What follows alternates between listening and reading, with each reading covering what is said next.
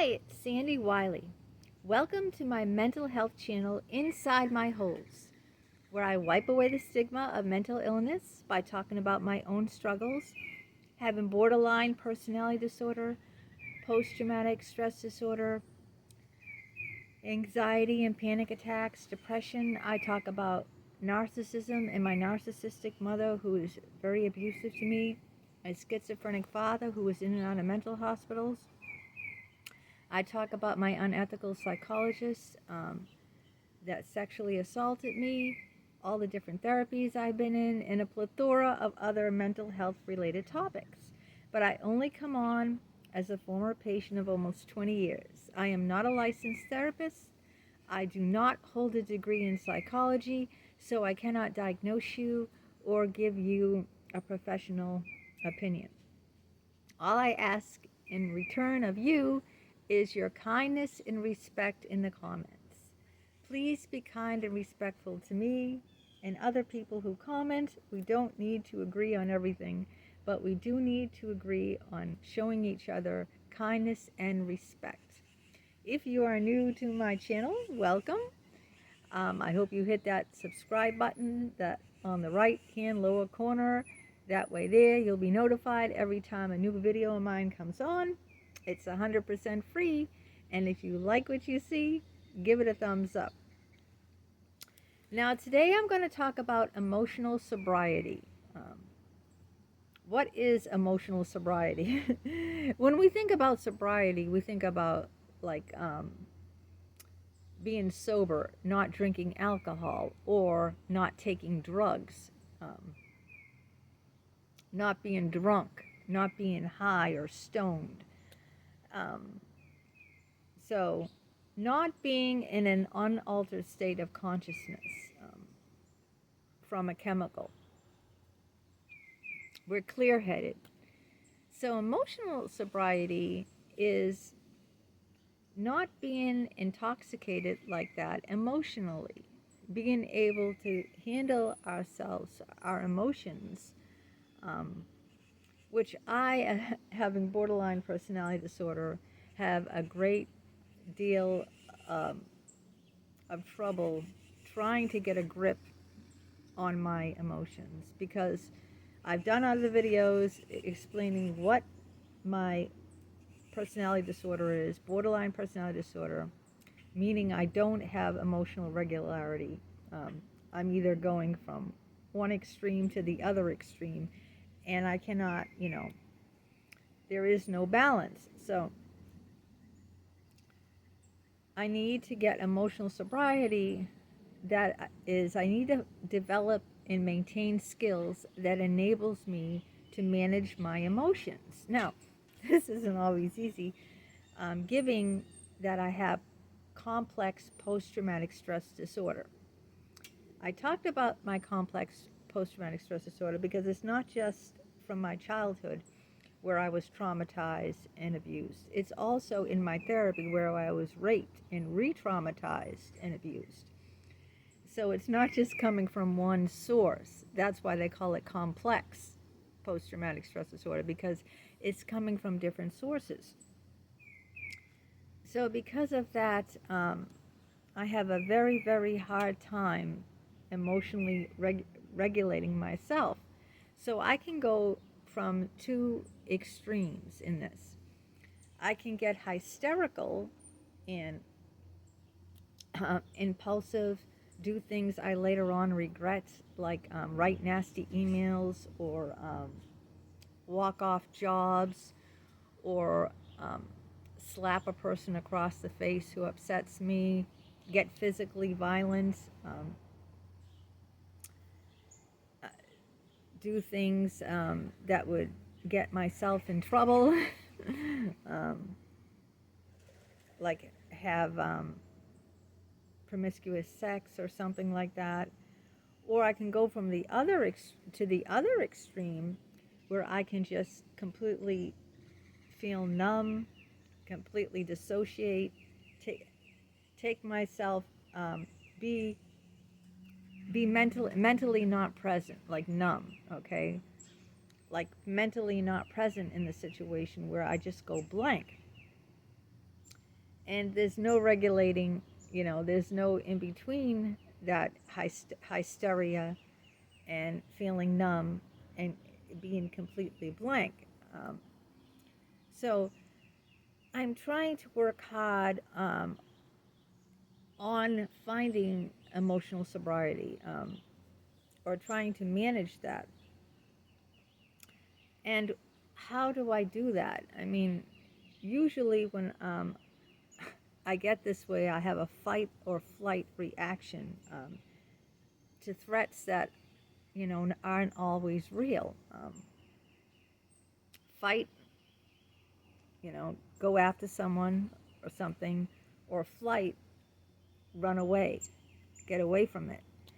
And a lot people have pointed this out to me too. When I get hysterical, my son was sick and in the hospital, and he had low sodium, and his residence, the manager of his residence said he couldn't come back until, he was better, because he was getting very aggressive. A sign of low sodium is aggression.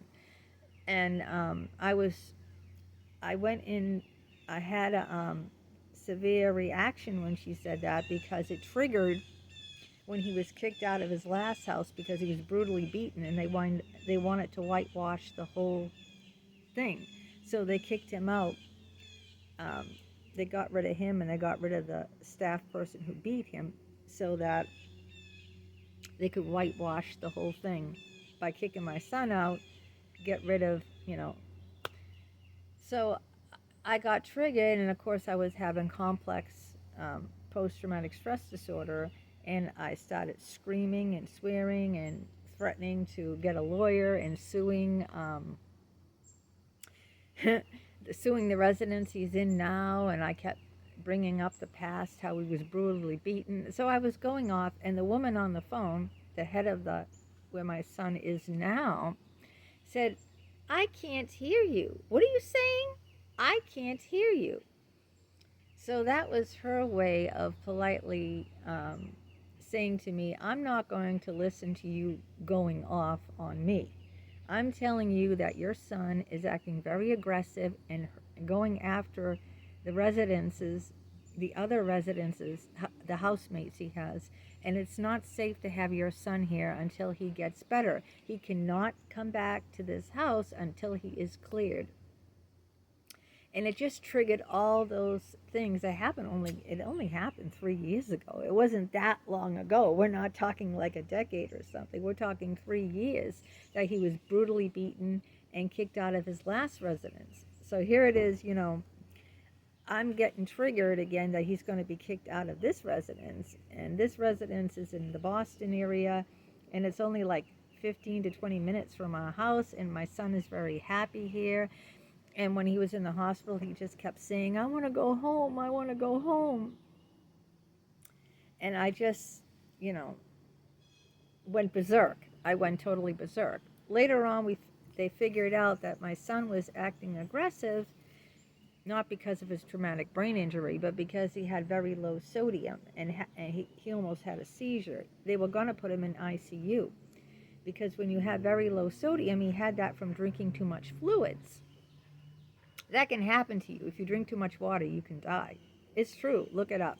I had no idea about this. But that's why he was acting very aggressive, and he had to stay in the hospital the whole weekend until they could get that sodium level back to normal. So then afterwards, I realized, Jesus, what have I done? I've really went off on this woman. And I started having regrets of the way how I handled the situation. And after he was hospitalized, I apologized to her, because she's the one who got him to the hospital, because if she didn't, he could have had a seizure and died from low sodium. This is why he was acting so aggressively. Low sodium will do that. But the point of the matter is that I wasn't emotionally sober. I went off and went hysterical and started threatening her and swearing and yelling to her, and she wasn't going to tolerate that behavior from me.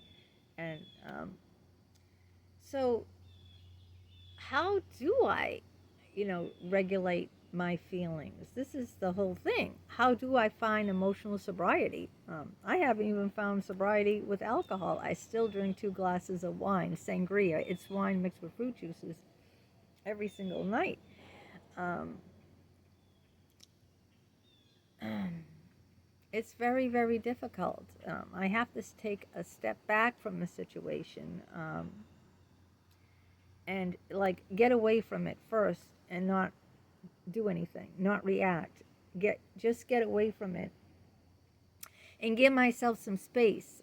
And I did this with my psychologist who sexually abused me, Dr. Richard Geist.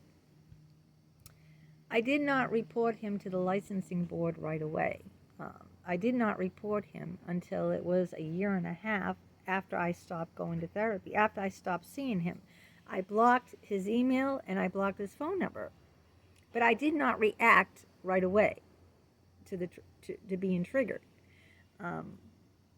He treated me like dirt. I was in an emergency crisis, and he turned his back on me, and therefore I left therapy. But I did not do anything. I just stopped going. I didn't report him to the licensing board for a year and a half after that. That's what, I needed to ground myself and have enough distance and space to be able to make a sober decision, not make a decision based on my emotions, based on, a reactive state, okay? I had to make a decision based on when I was emotionally sober. And it took a long time to get to that place. It wasn't a reactive state. When you do something in a reactive state, you do it impulsively without thinking. You do it based on how you feel at that moment. Okay, so like when I was in college, and I said this in other videos, when my girlfriend, my best gal pal in college was Julia. For some reason, she got me upset, and I slapped her face like that. That's reacting impulsively out of my emotions, and I don't want to do that. Just like on the phone with the head of my son's new residence, I started threatening and swearing and screaming because I was triggered.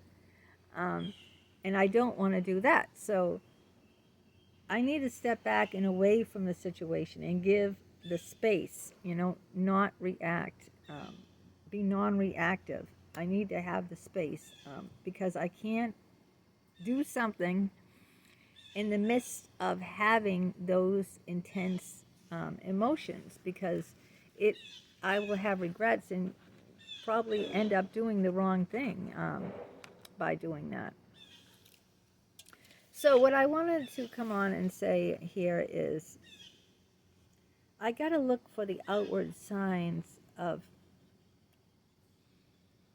how I am when I get into that intense reactive state where I'll end up doing things I regret, like, screaming, swearing, threatening, slapping someone, being violent. So I have to listen to my body, because my body always gives me cues of how I am in those states. And one of the things your body will always tell you is my heart starts beating very, very fast when I start getting upset and reacting, when I'm getting triggered. Whenever I'm getting triggered, because I have the complex post-traumatic stress disorder, the first thing I notice is my heart will start beating very fast, right out of my chest. Boom, boom, boom, boom, boom, boom, boom. Very, very fast. Next thing I know when I'm getting triggered is I'll start, getting very hot. Where they say hot under the collar? I'll start like heat will start rising, okay? So I'll start sweating. profusely, on my neck, all over here, under my armpits. So my heart it's almost like having a heart attack. That's how physical it feels, okay? I get that, physical sensation. So my heart will start beating, I'll start sweating around my neck, and under my arms, and also my neck will get very tense, and my shoulders will get very, very, very tense, so they'll feel stiff. So I'll be in a lot of pain, like I'll be rubbing my neck, rubbing my shoulders, and my stomach will be all in knots. I'll have very bad stomach pains, and so this is how I know I'm in that state. And when I'm in that state, I've got to find ways not to do anything. Say, okay, I recognize the symptoms of being, of being in this emotional deregulation, emotionally intoxicated, okay? Because we're talking about emotional sobriety. I recognize these symptoms as being emotionally intoxicated, all right? I want to get emotionally sober. That's the whole topic of this video. So what do? I recognize I'm getting emotionally intoxicated, just like when you're getting drunk, all right? You're starting to feel a little woozy, you're starting to feel a little giddy, a little loose, so you're starting to say, oh, I feel like a buzz, you feel like that a little bit, and the signs of feeling buzzed, right? Well, I recognize the signs of being emotionally intoxicated, and I just gave you a list of my symptoms right there. So whenever I have these symptoms now, I say to myself, okay, you're getting these symptoms, you're getting stiffness, sweating, the pounding chest, you're going to start, reacting. Or like when you're drunk, you do things that you later regret. You could get in a car and kill someone, or you could have promiscuous sex because, you're so loose at a bar that, you're not really thinking. So you got to say, once you honed in on what your symptoms are, you realize you're in it, now you have to have a game plan, like me, and say, what am I going to do now? So I don't want to act on it. So what I do is I say, okay, now, don't do anything. Just don't say anything. Don't do anything. Put some distance between that. Between when you're feeling the symptoms come on. Don't do anything when they're on. Just say, okay, I got to get away. I got to go outside and get some air. I'm not going to talk to this person. If you're talking to someone, or you're say, I'm sorry, but I can't speak to you right now. I'm not feeling well. Whatever you have to do, just get away and put the distance, put the space and distance between it, and that way you can bring yourself down and not react, not do anything when you're in that state. And that's the first key to having emotional sobriety. And I'm learning it now, but sometimes the triggers are just so intense that, it's very difficult. Even though I don't, they're so intense that I can't, they're blinding. They're blinding. I can't see. So, because I've been so traumatized, horrifically traumatized, that, but I'm trying to do that now. And what you can do, you say, what do I do with all these feelings that I have, other than, not reacting, getting away from the situation, giving myself that space. You could go for a walk in nature, because nature is really, that's why I love doing videos outside. I do videos outside as long as I can. In the cold weather, I won't be able to do them anymore, so I do them as much as I can now. Or you can write. You can get all your feelings out, but don't send it.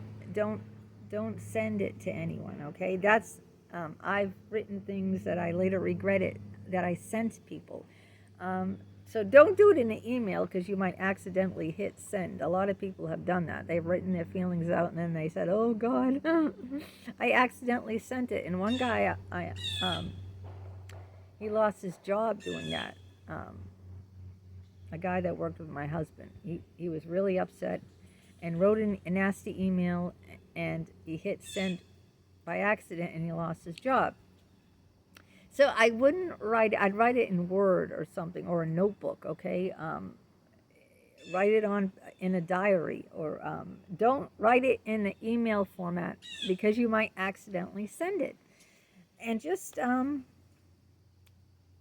write down everything you're feeling, or if you can talk to someone, if you have someone to call at that moment who's a calming person, who will be able to, talk you down. If you do, if you're lucky enough to have someone like that, then go to that person, and they might not be, excuse me, available. I'm losing my voice. They might not always be available at the time you need them. So you got to find other ways. And writing things down, all your feelings down, journaling can help. I've been told by people that journaling can be a healthy outlet for your feelings, whether you have a physical journal or whether you do it on your laptop or your phone or computer. And just getting away and just, removing yourself from the source, and just taking a break, walk in nature. Really being outside is the best mental health for me. It really does help me. So I'm working on emotional sobriety, and it's a day-to-day process, just like sobriety when you're from drinking or drugs or anything like that, right? They say, one day at a time, one step at a time. Every day is a new challenge, and especially because I have borderline personality, it's extremely hard to regulate my emotions, and because I have the complex post-traumatic stress disorder, I'm easily triggered. So I'm really working against the grain, but it's an ongoing battle. It's an ongoing battle for me, and it's one that I have to consciously make efforts into doing and being more, analyzing myself more, and coming on here and talking about it with you, and sharing it with you is helpful to me. Giving it a voice, coming on here and giving it a voice like I'm doing on these videos. So let me know what you think. Let me know how you regulate your emotions. What you do when you feel that coming on, when you feel like you're going to, go off, and you feel like you're losing control, if there's anything that works for you, let me know, and let's have an ongoing discussion and conversation about it. I think this is a very important topic, emotional sobriety. So let's keep talking. Let's keep sharing. Thank you so much for your comments. I really appreciate them. I love them. I will always respond as long as they're kind and respectful. Until next time.